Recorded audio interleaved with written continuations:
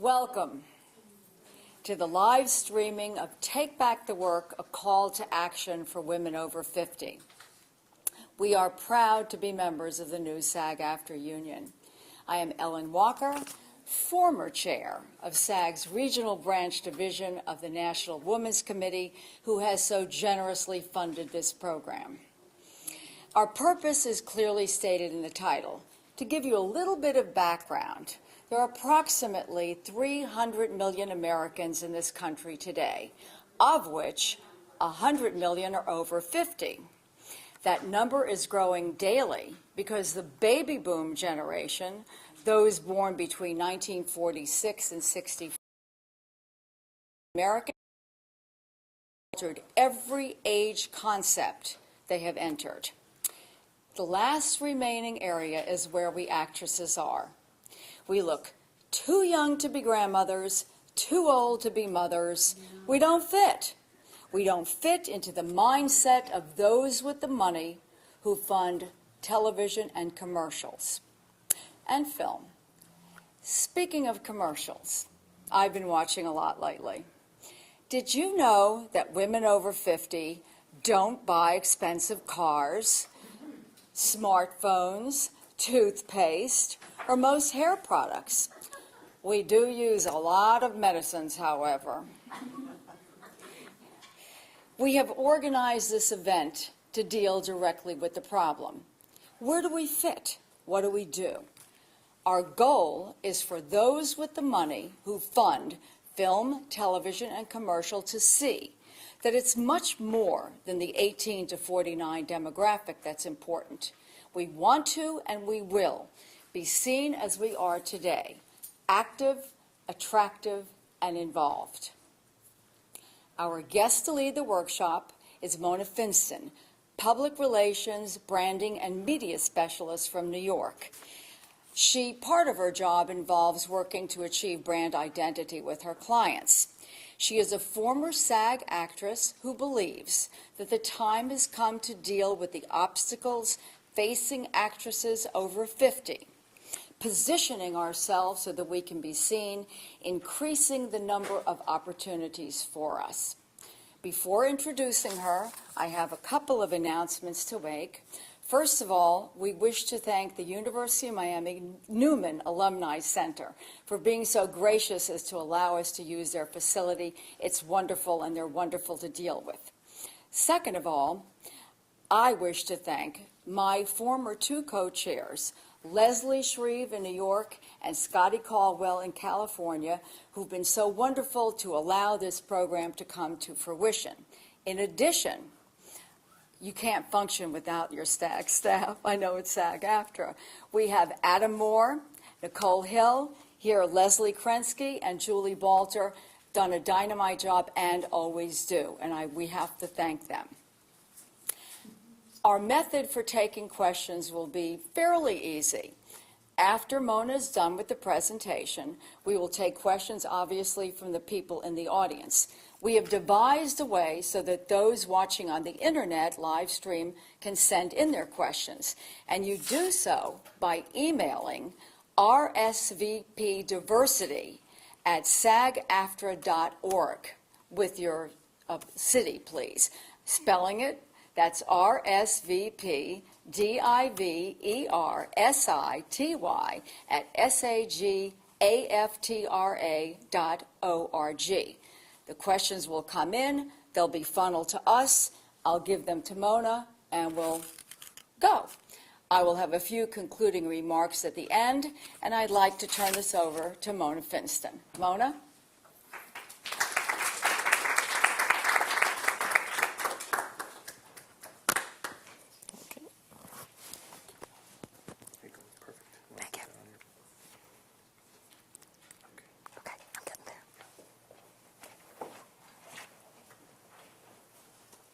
There we go. How are we doing? Good. So I want to thank Ellen. Thank you, Ellen. And welcome you all here. Thank you so much for coming. A little background about me.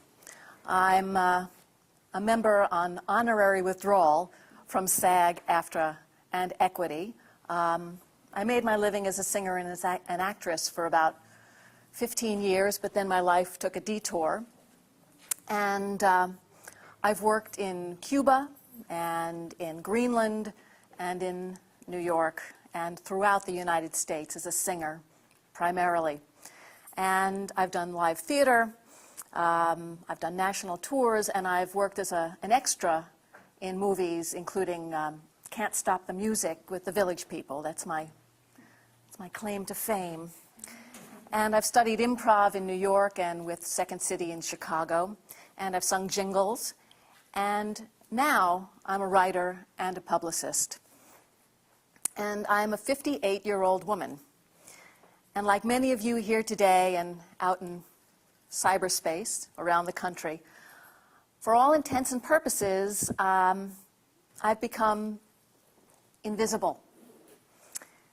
And I think I started fading away about a decade ago. And I became aware of it the first time somebody called me ma'am. And at first I didn't think she could possibly be speaking to me because ma'am was my mother. But I now recognize that it's a code for you're really too old for me to pay any attention to, but I'm going to give you this phony yet condescending term, ma'am. So I realized that I was becoming invisible and fairly irrelevant.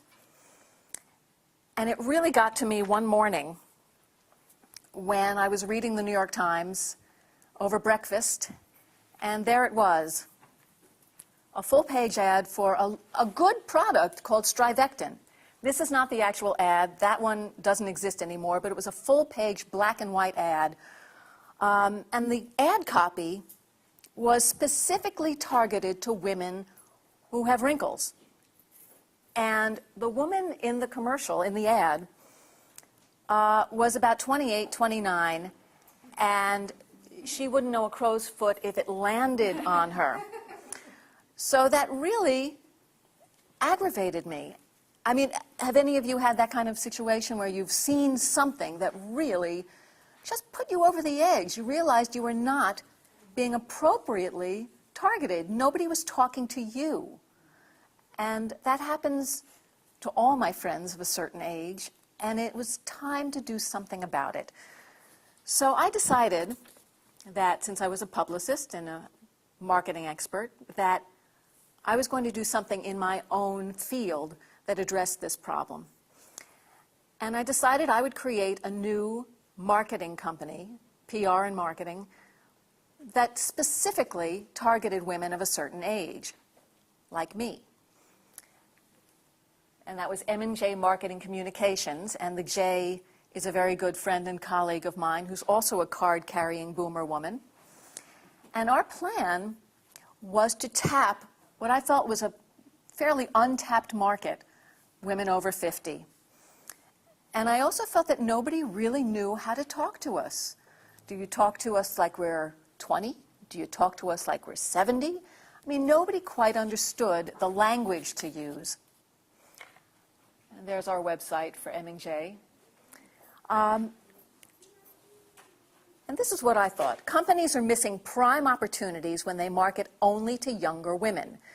After all, don't women over 50 use laundry detergent, eat candy bars, and wear sneakers? Of course they do. And they still have the money to buy all three and still have enough to go on vacation to Europe for a month. Ignoring the female boomer is a chancy proposition, for we are growing in numbers daily. I thought when we started this venture that the companies that we went to offering our services would be absolutely thrilled to have intelligent counsel on how to talk to and how to market to us, an amazing, multifaceted, vast, and growing demographic. And we talked to other women over 50, and we did surveys, and we talked to journalists.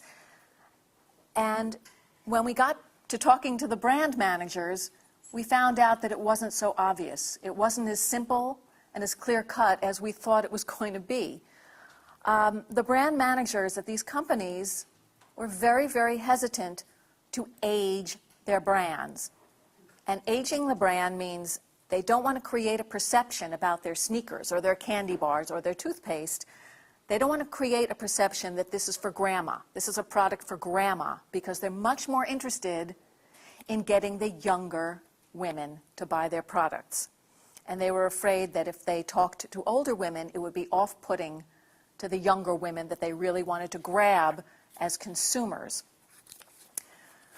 But it's an interesting fact. In the New York Times yesterday, this demographic, this 18 to 49-year-old demographic, is shrinking. There was an article you may have seen called "Where Have All the Viewers Gone?" Yeah. And it says, across the television landscape, network and cable, public television and pay cable, yada, yada, yada, viewing for all sorts of primetime programming is down this spring, chiefly among the most important audience for the business, younger adults.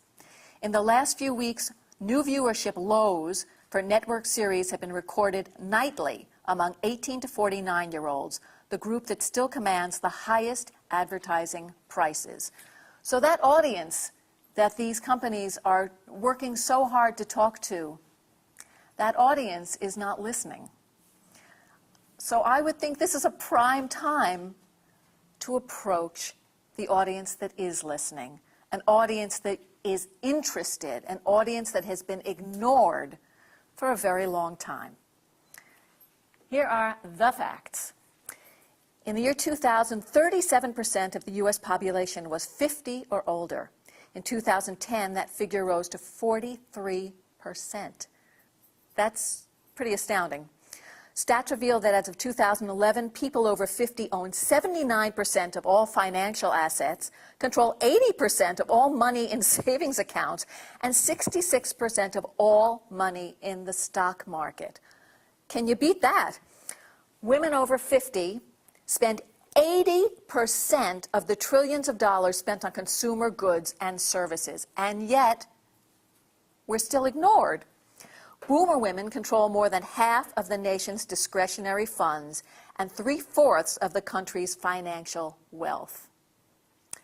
And women, yeah, yay, no kidding. And women are going to get even richer as they get older because their parents pass away and leave them money. And as of just a couple of years ago, spending by people 40 and older was estimated to be $1 trillion greater than spending by people between the ages of 18 to 34. We should have the power. It just seemed patently absurd to me that companies were not fighting to get our attention, but they weren't. And for the most part, they still aren't. And that's because they're all still competing for that 18 to 49 demographic, which we're going to address and debunk in a few minutes. Well, how does this affect you as actresses of a certain age? Well, obviously, this invisibility is a condition that's not reserved for you as actresses. We're barely seen in commercials or in TV shows or films, and this is not a new complaint. People have been saying this for a very, very long time. Invisibility plagues most women of a certain age, just the way it is. But since I'm here to address you and your community of SAG actresses, let's identify some of the specific issues and some ways we can address your concerns and maybe even affect some change. All right. We all know there's far too little work for older actresses, right? Right? Okay. Unless, of course, you're Meryl Streep or Jane Fonda. But remember, they're big stars, and they established their careers when they were in their 20s. So they hold a very unique spot in the entertainment community, and that's of a little bit older than we like to see, but they're still able to attract an audience of paying customers. And paying is always the key. Money is the key. And they have valuable brand recognition. And even among these stars, we don't speak in the same voice. Not every woman over 50 feels the same way, speaks the same way, has the same needs or wants. Meryl Streep seems to be, from what I understand, aging naturally. And Jane Fonda, who is drop-dead gorgeous, isn't she, might have had a little work done, brilliantly to be sure, and that's every woman's choice. You do what makes you feel good. So the general population of women over 50 are not represented in commercials or TV programs because brands are primarily interested in marketing to those 18 to 49-year-olds I mentioned before. That's the coveted, and that's the word they always use, coveted. That's the coveted demographic. Of course, when it comes to products like Depends and Viagra and Polygrip, hey, we get those jobs. And if you notice how few publications there are for women of a certain age, there's AARP, and there's More magazine. And even More magazine had some identity issues several years ago, probably because they weren't getting the advertising revenue that they needed, so they didn't know quite what to do. So we almost lost our only magazine for women over 40, and that's a crying shame, especially because there are so many of us. Here's a quote that I found that says a lot, and this is by David Wolfe and Robert Snyder in a book called Ageless Marketing. And David Wolfe is known as one of the gurus, one of the experts in marketing to mature women. It's a good bet that many older people don't spend as much as they might because they feel marginalized by Madison Avenue. Try something. Start asking people you run into who are over 40 if they think that the people who make ads think their age group is important enough to be targeted in advertising. Then ask them if they think ad makers understand them. Keep score by age of respondent. It won't be scientific, but the results might be revealing. Remember, as you do this walk-around consumer survey, that you'll be talking to consumers in an age group that is 45% larger than the much-coveted 18 to 34-year-old age group. Amazing. Corporate America, as well as society at large, cannot afford the persistent, pernicious ageism that prevails in marketing. Advertisers, marketing agencies, consumers, and not the least of all, governments who depend on a healthy consumer economy to generate tax revenues are all suffering and stand to suffer even more as this decade rolls on. Them's fightin' words. And this was written in 2003. Have things changed much? No, not much at all. So as actresses, it's important to establish ourselves as viable, employable actors. But first, we have to establish ourselves and our demographic as vitally important consumers, because it does all come down to the money. Make it clear to brands and brand managers that we represent money and lots of it. Just our sheer numbers alone. It's a fact that as a population ages, it becomes more female. We live longer than men. Sorry to the men. We live about 7 years longer on average. And we hold the purse strings in most families. We have more disposable income than our younger sisters. And we represent a potential windfall for the companies that woo and win us. So what's the problem? Well, one of the problems is that brand managers, the people who make the decisions about what will be in TV and print ads, are often in their 30s, and they're men. And often they're the ones who hesitate to age their brands. And for the most part, they just don't get us. They don't understand our language. And as you may have already gathered, our problem goes way beyond getting new headshots or an updated reel. The challenge for actresses over 50 is far more complex than just getting casting directors to call you in for auditions.